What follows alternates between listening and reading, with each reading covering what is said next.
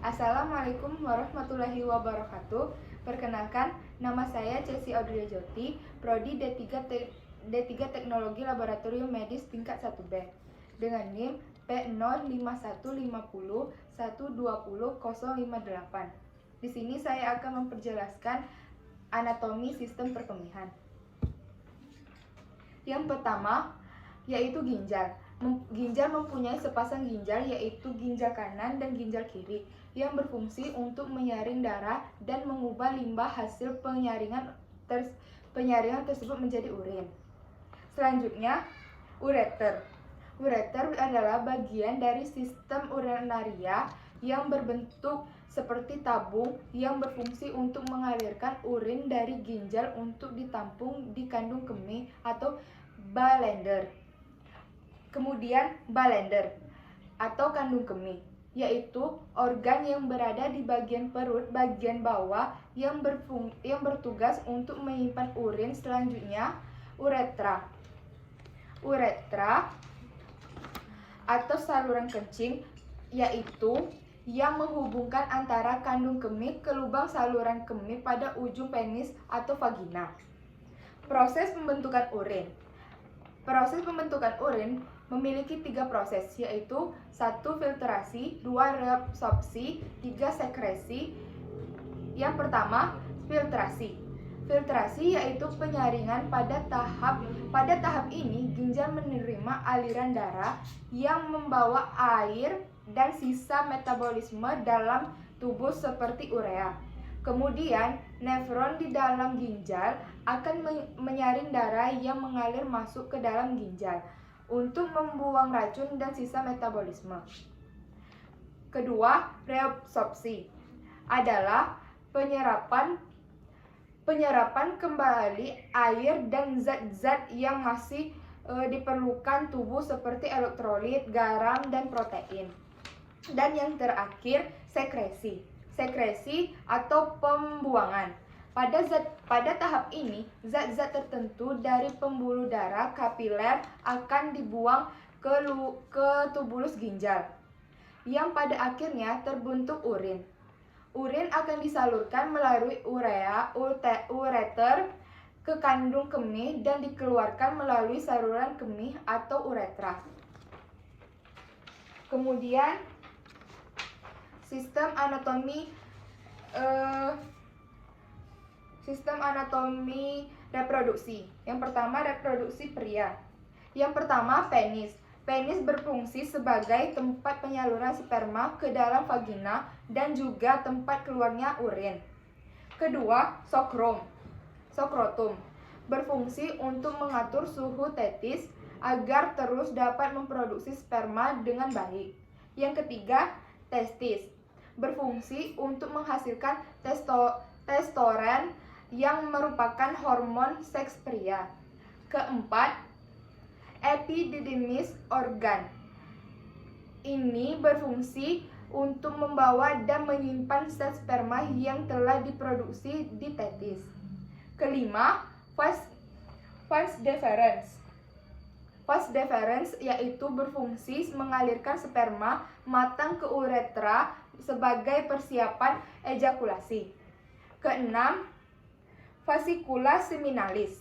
Fascicula seminalis berfungsi untuk memproduksi cairan yang berguna sebagai energi untuk sperma bergerak. Ketujuh, kelenjar prostat. Kelenjar prostat berfungsi untuk menambah cairan yang membantu sperma saat terjadi ejakulasi dan membantu menjaga sperma tetap sehat.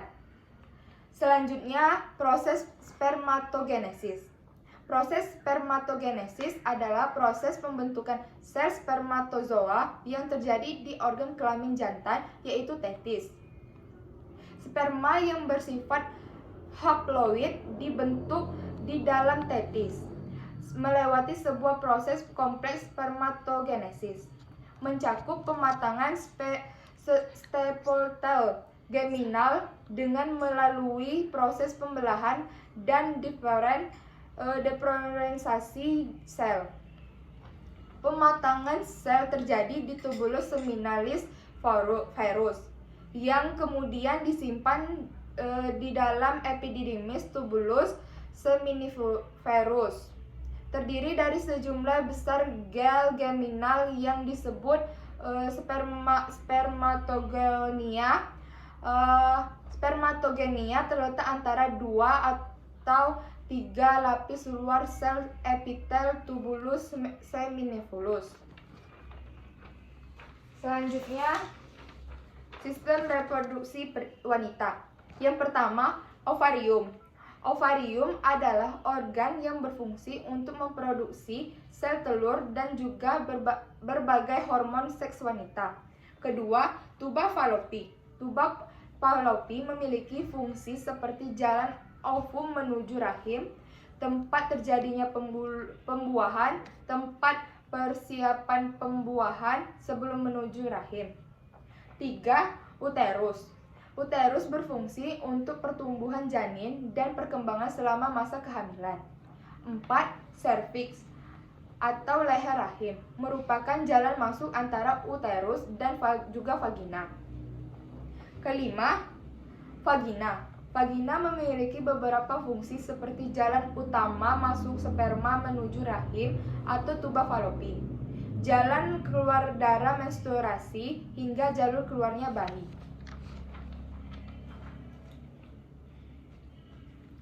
Selanjutnya, proses oogenesis. Oogenesis adalah proses pembentukan sel telur atau ovum di dalam ovarium. Oogenesis dimulai dengan pembentukan bakal sel-sel telur yang disebut oogenium. Pembentukan sel telur pada manusia dimulai sejak di dalam kandungan, yaitu di dalam ovari fetus. Perempuan pada akhir bulan ketiga usia fetus, semua oogenium yang bersifat diploid telah selesai dibentuk dan siap memasuki tahap pembelahan. Semua oogenium membelah secara mitosis, menghasilkan oosit primer. Pada perkembangan fetus selanjutnya, semua oosit primer membelah secara meiosis, tetapi hanya sampai fase profes.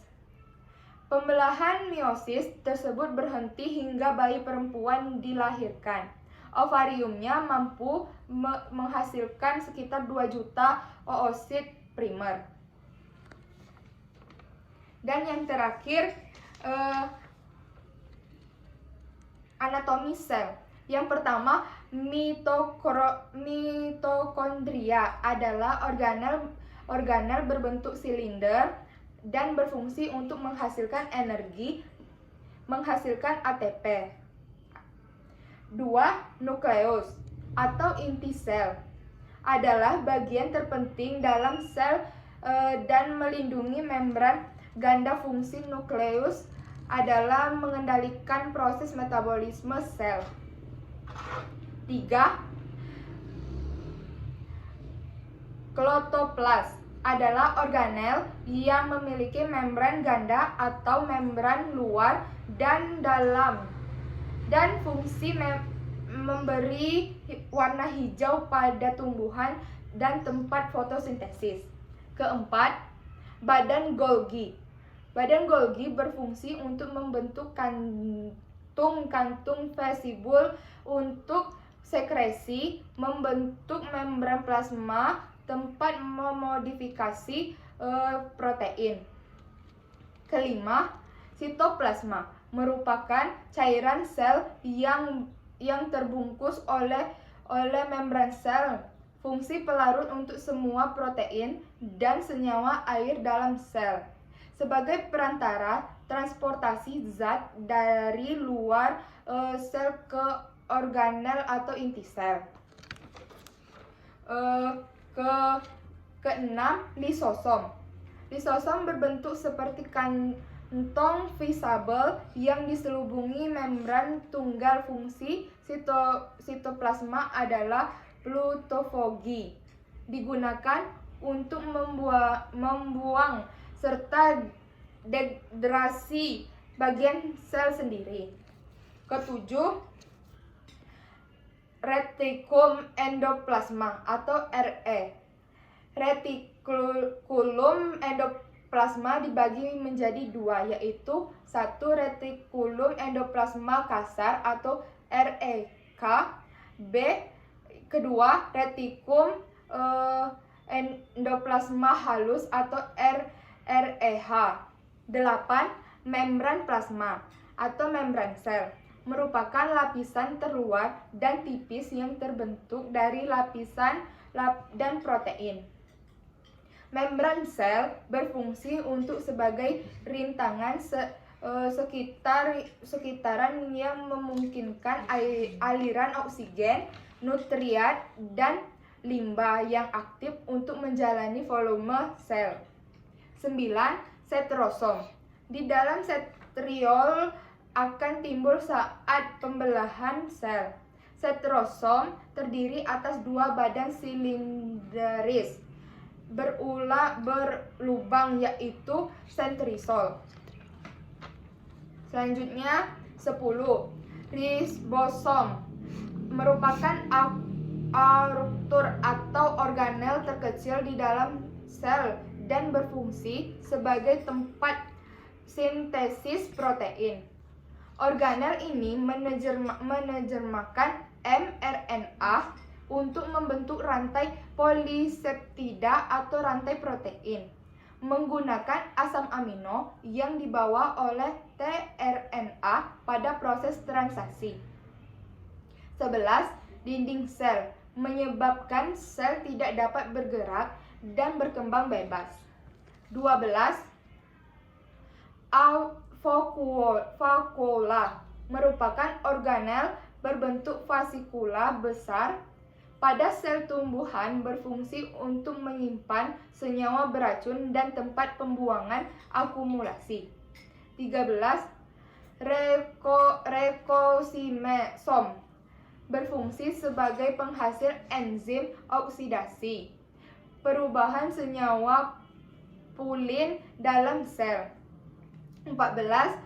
Cytoskeleton merupakan rangka sel yang kuat dan lentur. Selanjutnya 15. Mikrofilamen merupakan rantai ganda protein yang saling bertaut dan tipis yang terjadi di protein yang disebut aktin. 16. Filamen antaura berfungsi memberikan kekuatan mekanik pada sel dan menjadi kerangka sel. Proses terbentuknya sel yang paling mendasar merupakan berupa duplikasi akurat sejumlah besar DNA di dalam kromosom dan kemudian memudahkan hasil duplikasi tersebut hingga terjadi dua sel baru yang identitas. Siklus sel yang berlangsung kontinu dan berulang atau siklik dan beraturan dari fase siklus sel menuju fase berikutnya. Jenjang reaksi kimia organik yang terjadi sebelum jenjang dijemputnya dimulai. Sekian penjelasan dari saya. Saya tutup. Bila ada salah kata, saya mohon maaf. Wabillahi taufiq wal hidayah. Wassalamualaikum warahmatullahi wabarakatuh.